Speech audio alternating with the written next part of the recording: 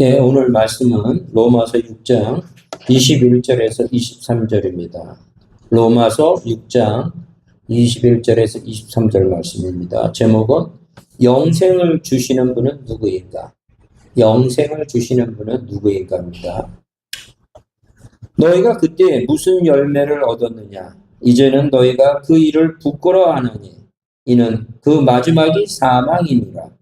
그러나 이제는 너희가 죄로부터 해방되고 하나님께 종이 되어 거룩함에 이르는 열매를 맺었으니 그 마지막은 영생이라. 죄의 삭은 사망이요 하나님의 은사는 그리스도 예수 우리 주 안에 있는 영생이니라. 아멘. 예. 오늘 그 영생을 주시는 분은 누구인가 이렇게 말씀하고 있죠. 믿지 않는 자들은 영생이라는 개념에 대해서 생각을 못하고 또 영벌에 대한 개념도 갖고 있지 못합니다. 제가 언젠가 한번 아는 지인하고 얘기했었을 때 영벌에 대해서 한번 얘기했더니 저는 처음 들어봤다고, 본인은 처음 들어봤다고 얘기하더라고요. 그러니까 우리의 인생의 여정성은 하나님의 유전자를 받았기에 우리는 영원히 사는 존재입니다. 그래서 천국에 가서 기쁨으로 영생을 얻을 수도 있고 예수 그리스도를 믿지 않음으로 인하여 지옥에 가서 영원히 벌 받으면서 사는 것이 우리의 인생입니다. 그러기에 우리는 그 두 갈래의 길이 있다 그러면 당연히 우리가 예수님을 선택함으로 인해서 영생을 얻는 저희들이 다 되시기를 바랍니다.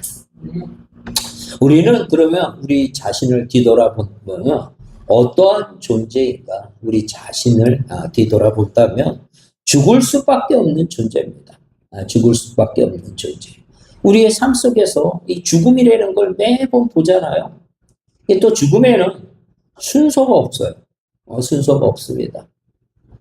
태어날 때는 순서가 있지만 죽음 앞에서는 순서가 없습니다. 하나님이 부르시면 갈 수밖에 없는 게 우리의 인생입니다.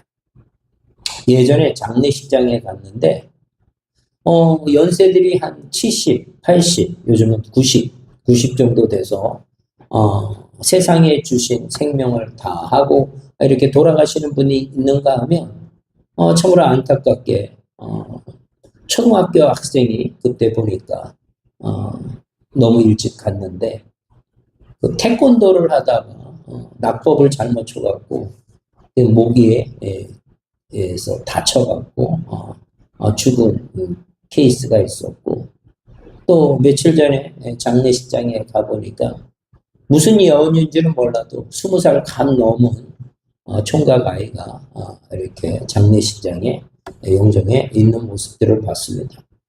우리는 이 죽음이라는 것을 피할 수가 없는 이 운명입니다. 그러기에 많은 사람들이 그 죽음의 문제를 해결하기 위해서 많은 부분들에서 생각들을 하고 깊이 고민을 하고 또 죽음 위에는 뭐가 있는가 그래서 뭐 철학이 발달이 되고 또한 종교들이 이렇게 드러나게 됐죠.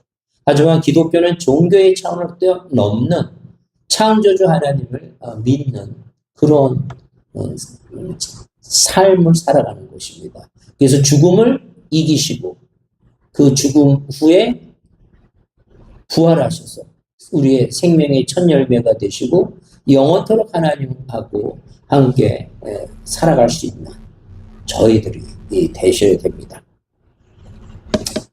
우리가 죽을 수밖에 없는 문제, 이 문제를 해결할 수 있는 유일한 방법은 예수 그리스도를 믿는 것밖에 없다는 겁니다. 십자가상에서 나의 모든 죄를 짊어지시고 그 모든 문제를 해결하시고 죄에서 사망에서 해방시키기 위해서 오신 그 예수님을 그 하나님을 믿는 저희들이 다 되셔야 됩니다. 그리고 우리의 삶을 이렇게 뒤돌아본다면 우리의 질병으로 인해서 많은 사람들이 아픔과 고통에 살아가는 것들을 다 보죠. 그 질병을 겪지 않았던 사람들은 없으리라고 봅니다. 이 질병을 해결하기 위해서 많은 제약회사라든가 또한 선한 뜻을 가진 의사 선생님들이 이렇게 전적으로 헌신을 하면서 이 우리의 질병의 질고를 이기고자 많이 노력함에도 불구하고 이 질병의 문제도 우리가 해결할 수 없다는 것입니다. 궁극적으로. 그래서 많은 사람들은 이 질병의 문제, 또 이 질병이 들었을 때 이 경제적인 가난을 통해서 너무 고통스럽게 살기 때문에 이 보험이라는 제도가 생겨서 많은 사람들이 이 보험을 들죠. 아마 이 말씀을 듣고 있는 모든 우리나라의 모든 사람들은 보험을 다 들었으리라고 여겨집니다. 저희 가정도 마찬가지고, 저도 마찬가지고, 이렇게 보험이 들여져 있습니다. 그래서 한번 그 통계 자료를 봤더니, 우리나라 국민들이 평균 그 보험 개수가 4.9개를 들었답니다. 메디컬 월드 뉴스 2025년 5월 26일의 자료를 보니까 평균 4.9개 정도. 그럴 것 같아요. 이 보험은 앞으로 더 많은 숫자가 증가되리라고 봅니다. 그리고 그 2022년도에 25년도 데이터는 안 나왔지만 22년도를 기준으로 의료비 한 개인당 연간 100만 원을 오버했다 하더라고요. 그래서 많은 사람들이 보험을 들죠. 미래를 위해서. 미래에 언제 큰 질고가, 큰 병이 왔었을 때 그것을 대체하기 위해서 이렇게 보험을 듭니다. 우리가 그럼에도 불구하고 이 진짜 이 보험을 우리가 미래를 대비하는 건데 우리가 진짜 하나님 이 영생에 대한 것을 보험은 죽음을 해결할 수가 없어요. 죽고 나서 죽은 후에 사망보험금을 통해서 가족들이 그 삶을 보장받기 위해서 생명보험을 이렇게 드는데 이 죽음을 해결하는 문제가 있는 보험이라면 아마 모든 전 재산을 지금까지 벌어왔던 그 모든 전 재산을 다 그 보험에 들고서 그 죽음의 문제를 해결할 것입니다. 그런 보험 상품이 있다면 이 보험만 들은다면 이 죽음의 문제를 해결할 수 있다고 합니다. 이 세상에서는 어떠한 방법으로도 그 죽음의 문제를 해결할 수 없다는 것입니다. 그러기에 우리는 그 죽음의 문제를 해결하시는 예수 그리스도를 믿어야 된다는 겁니다. 우리 인생에 있어서의 최고의 보험은 예수 그리스도의 보험을 드는 겁니다. 예수님을 나의 구주로 받아들이는 것 그 자체가 영생을 이 죽음의 문제뿐만 아니라 죽고 나서도 그 모든 문제가 해결하는 겁니다. 이것은 보험료가 없어요. 보험료가 없습니다. 보험료가 없다는 거예요. 믿기만 하면 그 모든 것이 다 해결된다는 것입니다. 이 평생의 삶뿐만 아니라 죽은 후에도 보장을 받는 영생의 보험, 예수님의 영생의 보험을 다 들으셔야 됩니다. 이처럼 좋은 조건이 없다는 것입니다. 하나님이시니까, 하나님의 사랑이시니까 이 모든 것들을 선물로 우리에게 주셨다는 것입니다.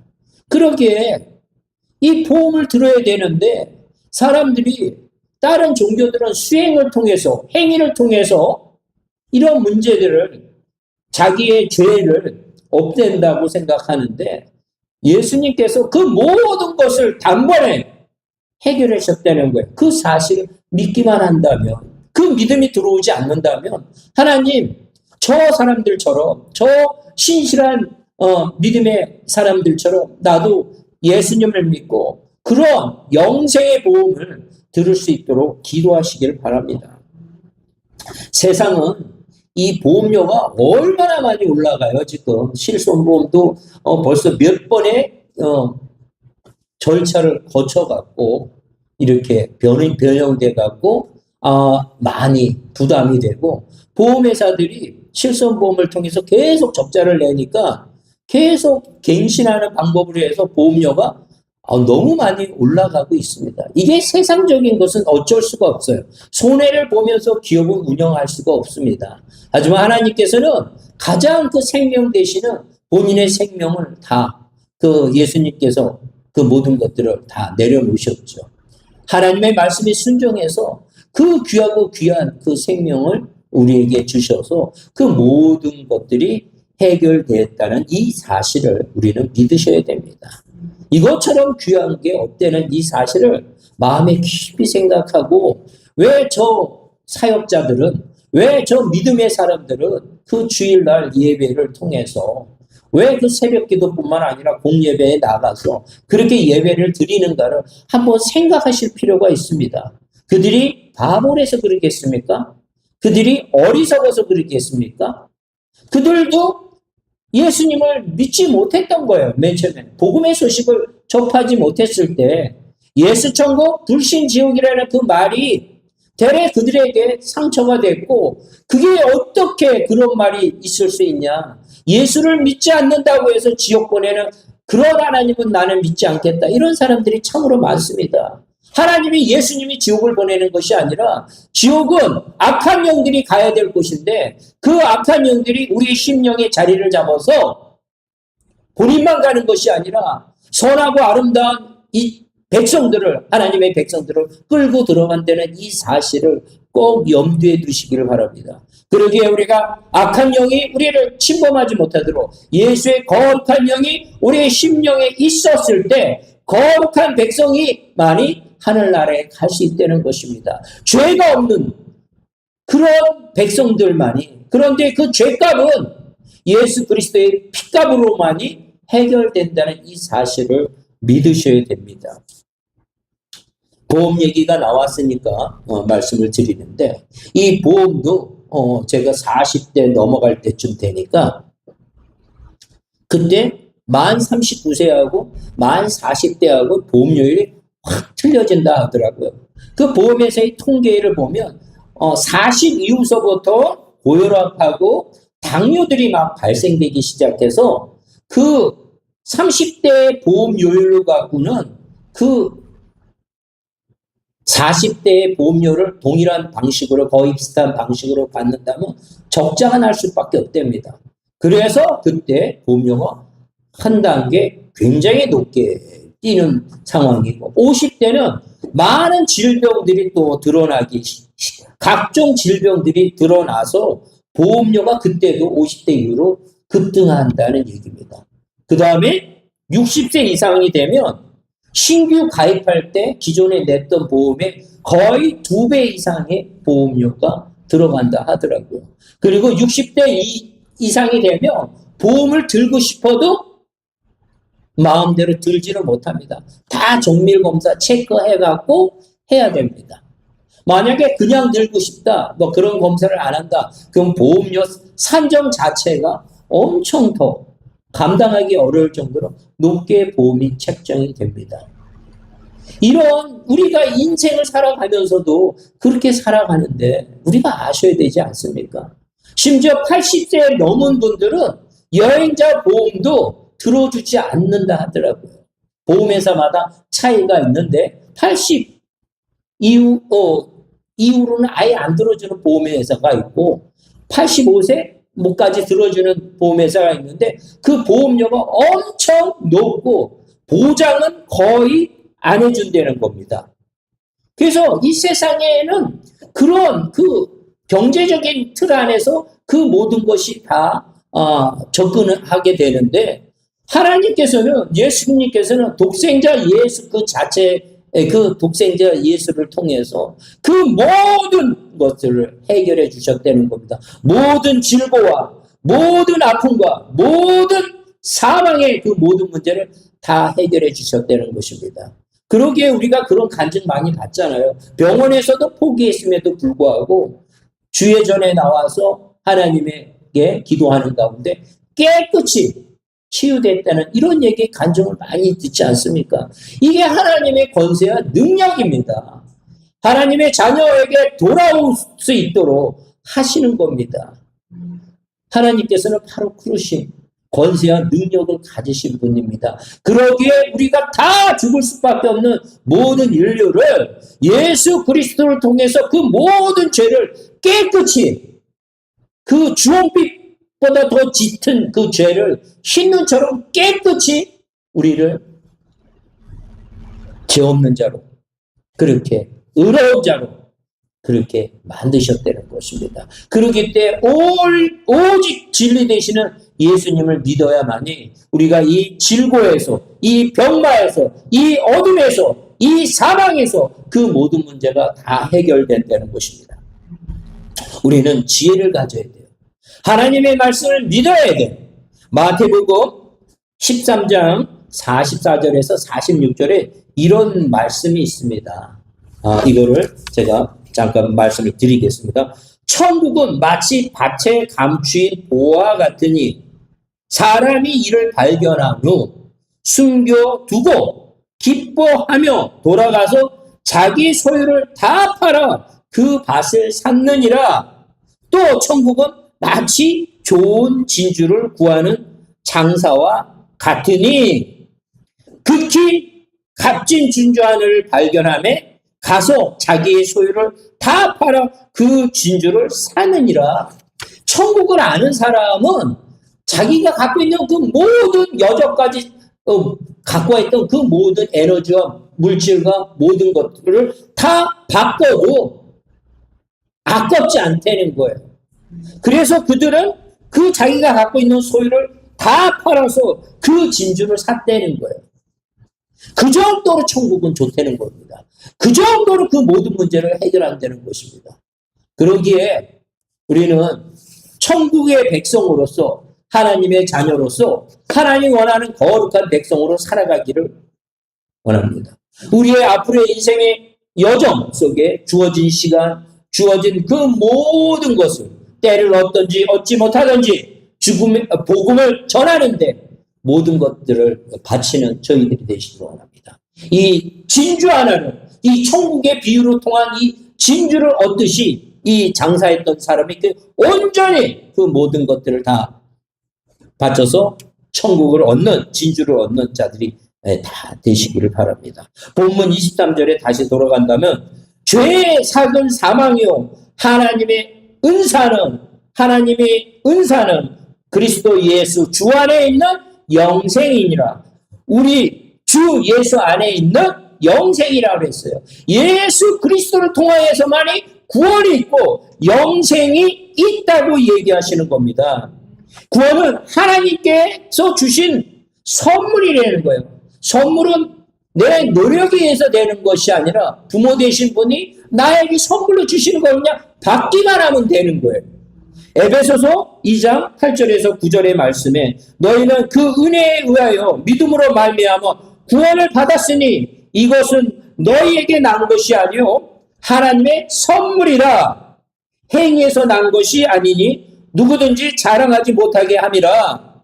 이 말씀은, 이 구원은 인간의 노력이나 행위에 의해서가 아니라 하나님이 무한하신 사랑의 은혜와 그 선물임을 명확하게 우리에게 알려주고 계시는 겁니다.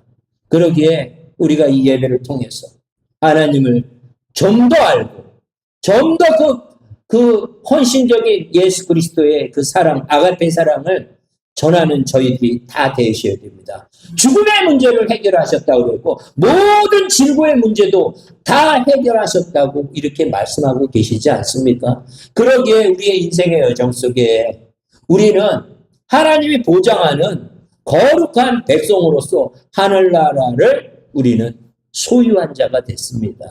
그러기에 이 세상의 어떤 것하고도 비교할 수 없는 삶을 살아갈 수 있다는 겁니다.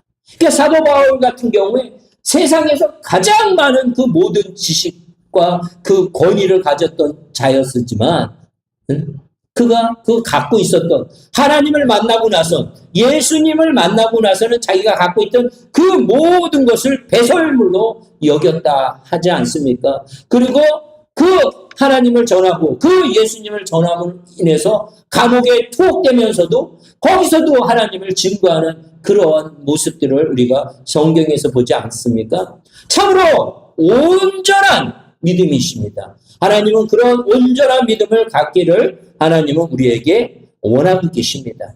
바로 우리가 하나님의 자녀로서 그 거룩한 백성으로서 또한 믿지 않는 자를 긍휼히 여기는 마음을 갖고 우리가 복음을 전하는 저희들이 됩니다. 우리가 구원을 받았다는 얘기는 죄에서 벗어난 거를 말하는 거예요. 죄에서 벗어난 거, 우리가 잘못한 거, 죄 때문에 하나님과의 관계가 멀어진 상태로 살아가는 것이 우리의 죄인입니다. 근데 그 문제를 해결하신 거. 그래서 하나님이 예수님을 통해서 죄에서 구원하신 것, 사망에서 구원하신 것이 바로 구원입니다. 영생은 하나님과 영원히 같이 사는 삶을 말하는 겁니다. 구원을 통해서 열매 맺은 것이 영생입니다. 우리는 예수 그리스도로서 구원을 받고 열매 맺을 때 어떻게 열매가 맺어져요?